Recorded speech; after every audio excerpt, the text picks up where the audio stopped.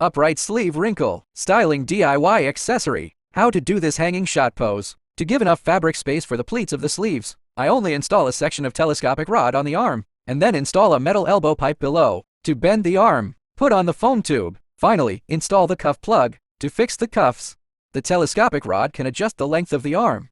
When styling, swing the arm backward and bend it forward is the correct posture. These two collar supports are used to support the front folds of the collar. The positioning rod is used to position the front folds. After putting on the clothes, put the cuff on the cuff plug. Tie a few needles around the cuffs. Fix the cuffs on the cuff plug. Shorten the arm, leaving enough fabric to make the pleats. This is the sleeve pleat shaper. Insert it into the sleeve until it touches the cuff. Then let's deal with the clothes under the armpit first. Tuck the underarm and side clothes behind your back to make both sides flat. On the back of the clothes, clip the armpit with a clip to the back. Clip the hem of the clothes in the back. Leave the uneven seams on the back.